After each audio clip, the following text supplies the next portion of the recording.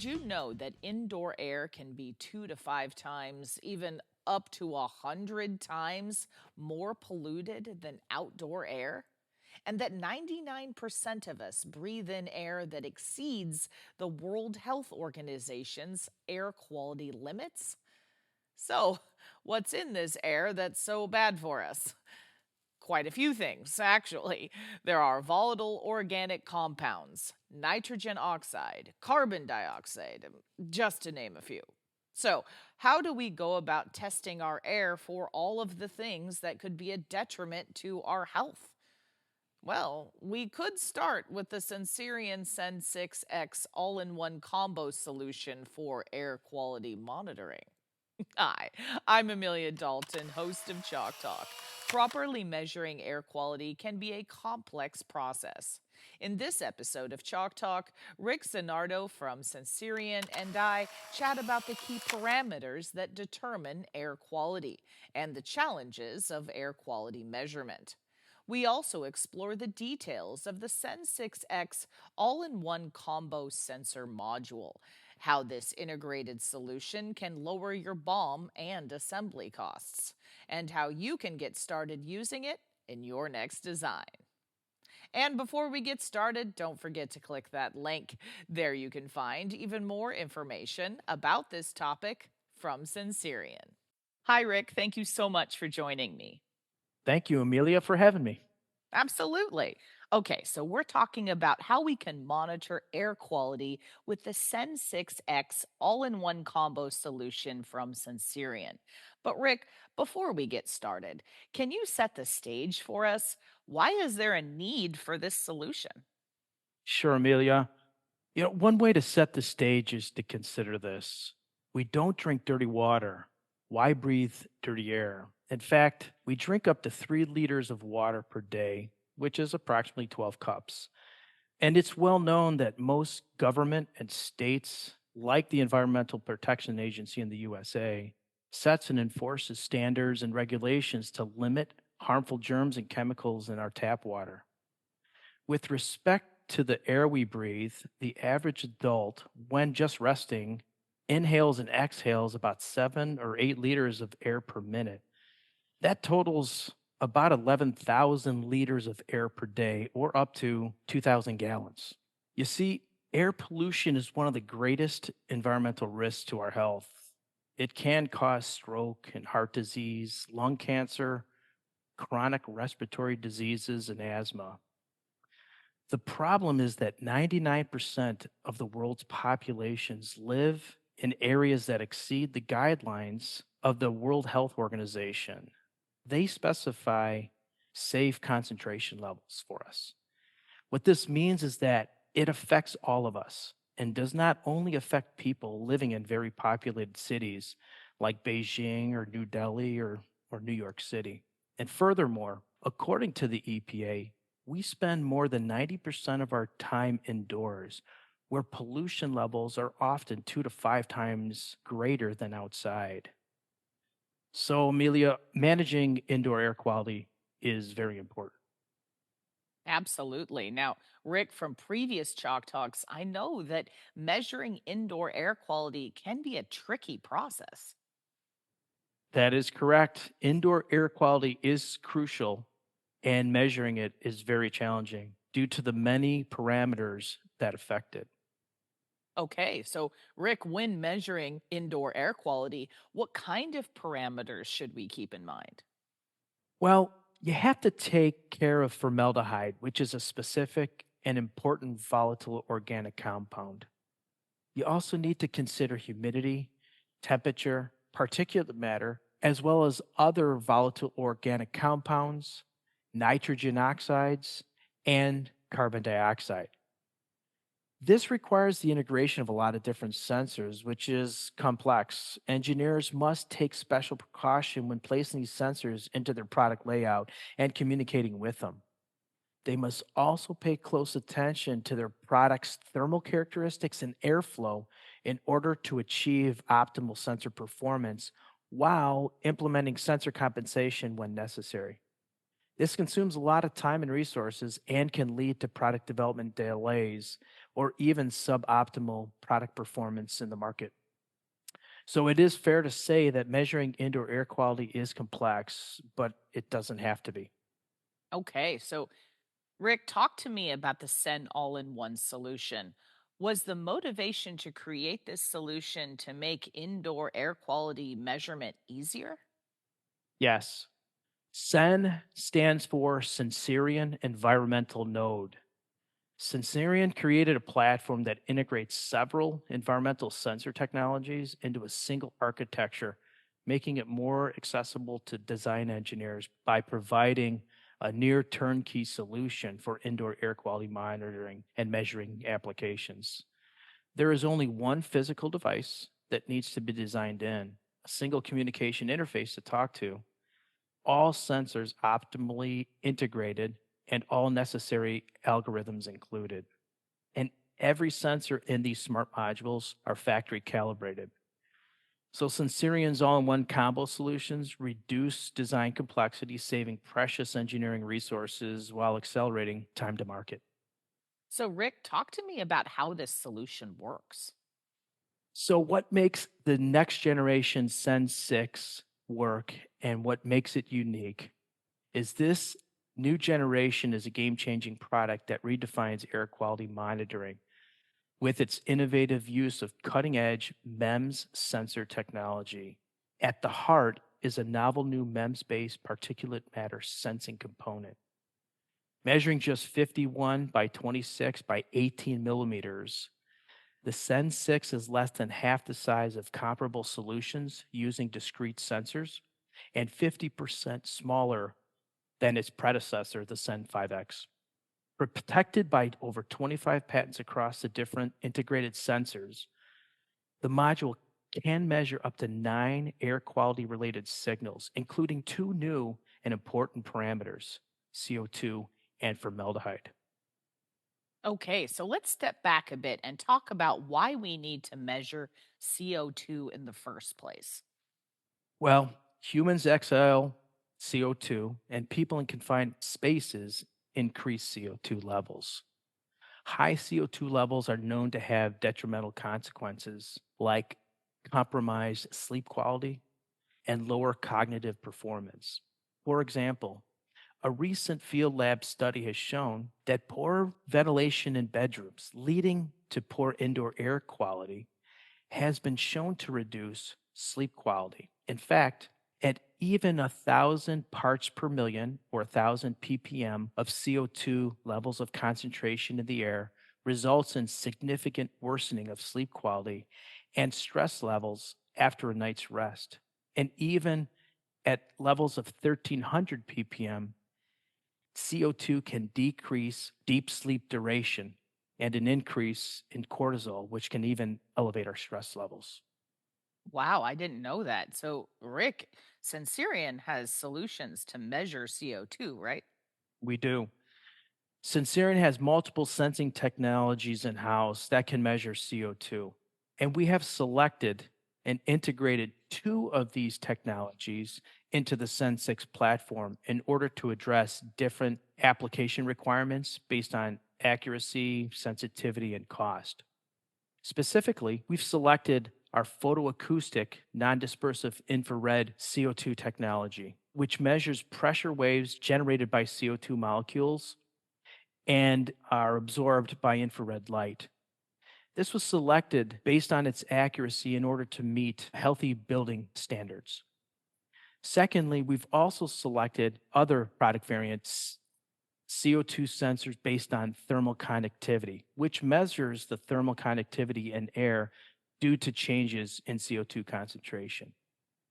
Now, a very important point to highlight is the Sen 6 delivers real CO2 measurements, which is different from a derived estimation of CO2, often referred to as eCO2.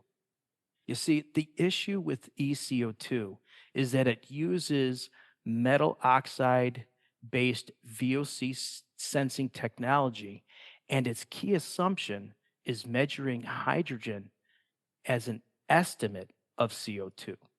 Due to the very nature of metal oxide based VOC sensors, eCO2 or estimated CO2 are vulnerable to false positives, whereas Sensirion provides a true, actual CO2 reading of ambient conditions.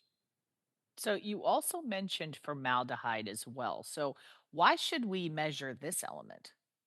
Formaldehyde can accumulate indoors from many sources, such as pressure wood based products like furniture. They're also found in paints, new carpet, and cosmetics, just to name a few. They are undetectable by sight and hardly detectable by smell. Even at very low concentration levels, formaldehyde is harmful. That is why the World Health Organization takes this specific VOC very seriously. It limits exposure of 80 parts per billion, which is a very low concentration level, to 30 minutes.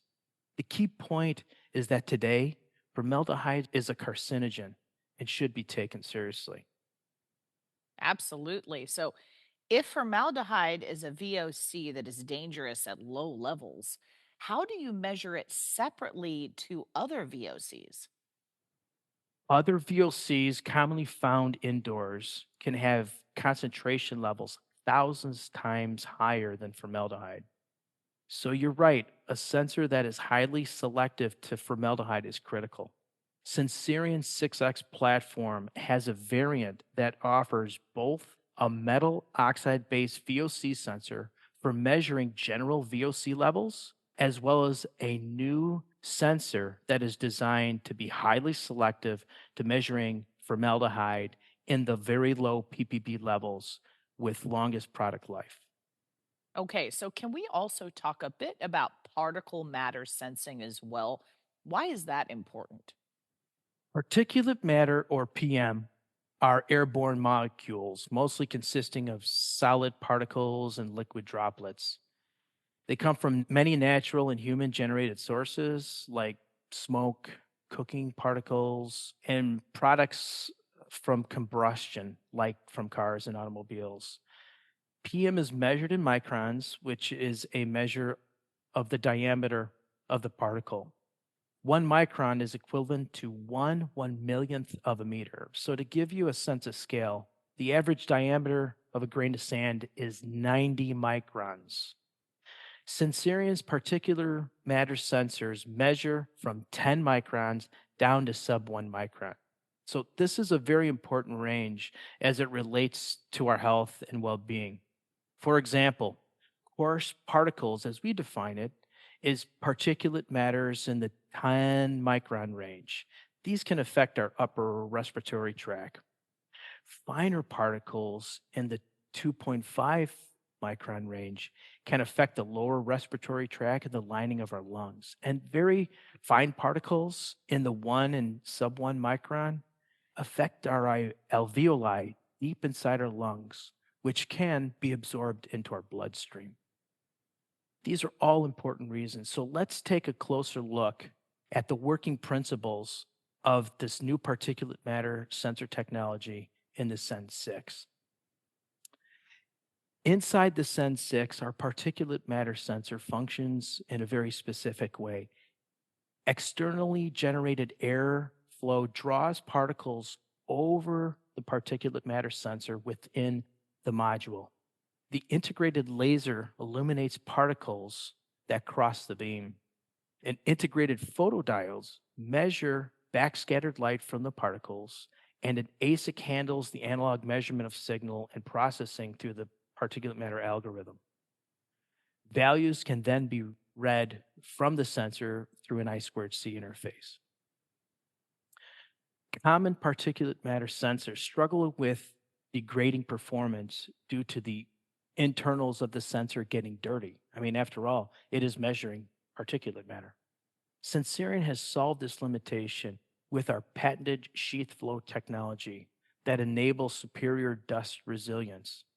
This ensures a long lifetime of 10 years, 24-hour, 7-day operation, even under challenging conditions. Okay, so I would imagine that a module that includes sensing capabilities across the board here would save time and overall cost, right? Yes. A combo module really simplifies the integration into your device. This ease of integration reduces time to market as well as development costs. So, to use this illustration, on the left, if you would have to integrate discrete sensors on your own, you would need firmware resources that implement the communication to the sensors, program temperature compensation, and VOCs as well as NOx algorithms. All this has to fit on the same microcontroller as the rest of your code. In addition, from a hardware perspective, you need to take into consideration the unique requirements of each individual sensor. So you have to, for example, minimize the thermal mass and the heat sources around the temperature humidity sensors so that the sensor will react fast to changes. You also need to optimize the airflow of the particulate matter sensor. You have to reduce the over temperature on the formaldehyde sensor and isolate the CO2 sensor from strong vibrations, and to ensure that the VOC sensor has a good coupling to the environment, and so on. But on the right, this illustration shows with the SEN6, you only need to implement the communication to the combo module and the in and out outlets of the connection. Everything else is already handled on the module. All right. So, specifically looking at the Sen6 platform versus a series of discrete solutions, Rick, what kind of benefits are we talking about here? So, Amelia, we have talked a little bit about some of the intrinsic benefits of the Sen6. So let's just hone in on the cost benefits. Sen6 delivers a lower total cost solution, and this is possible through several contributors. It reduces engineering man hours for firmware development, board layout, and complex sensor integration. It reduces hardware costs as well by eliminating cables and other means to interface with several discrete sensors. It streamlines production by simplifying the assembly time with toolless installation and a click retainer design. And it also simplifies supply chain by not having to stock or handle several discrete sensor components. That makes sense. Now, Rick, when it comes to standards for healthy buildings, how does the Sen6 solution stack up? The Sen6 is compliant with all healthy building standards. Now, this table is a bit complex because each building standard has its own requirements depending on the air quality parameter. This is a helpful reference for engineers to navigate through these requirements. But the key takeaway here is that for each one of these healthy building standards, the Sen6 is fully compliant and supports. Okay, so what kind of applications would be a good fit for this solution? I would imagine that smart home applications would be at the top of the list. With the next generation Sen6, we add value to a wide variety of applications. With the addition of CO2 and formaldehyde, we've expanded our applications within consumer electronics as well as office and industry applications, and most recently in applications for public buildings such as vape detection in schools.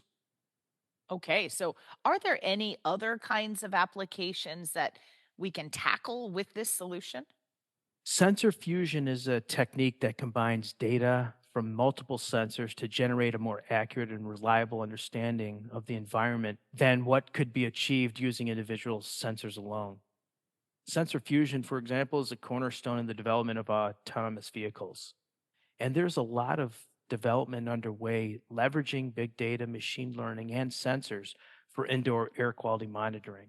For example, utilizing the temperature, humidity, and CO2 parameters within the Sense6 module, engineers are developing algorithms for open window detection, which, when applied, can, for example, help manage indoor air quality for people allergic to pollen, or also for HVAC systems to save on energy. So, a lot of exciting innovation to come.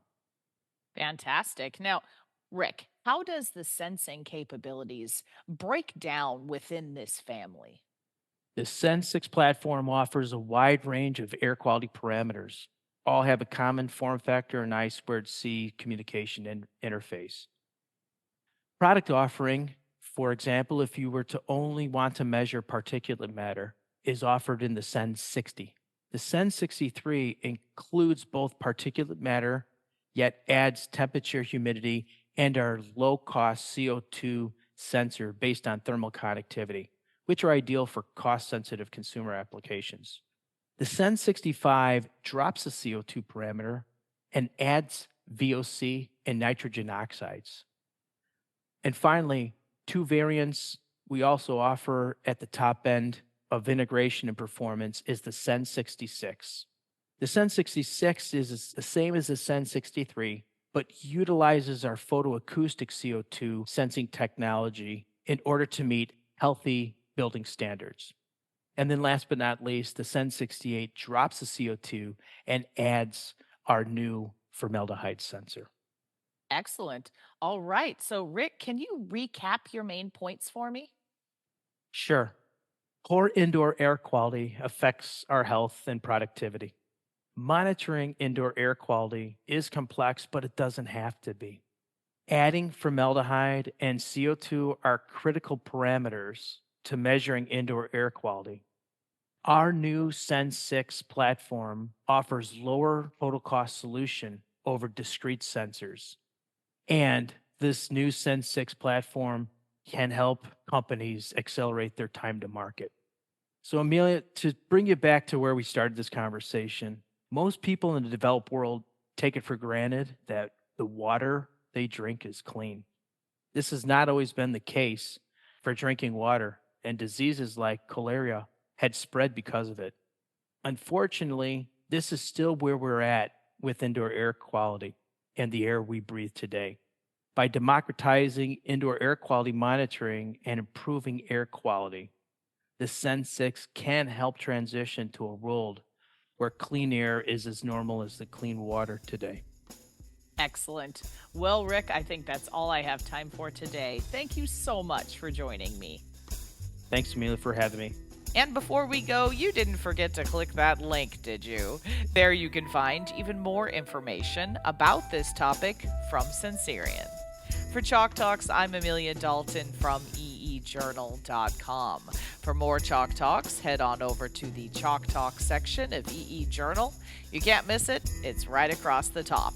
Or head on over to YouTube, youtube.com/EE Journal.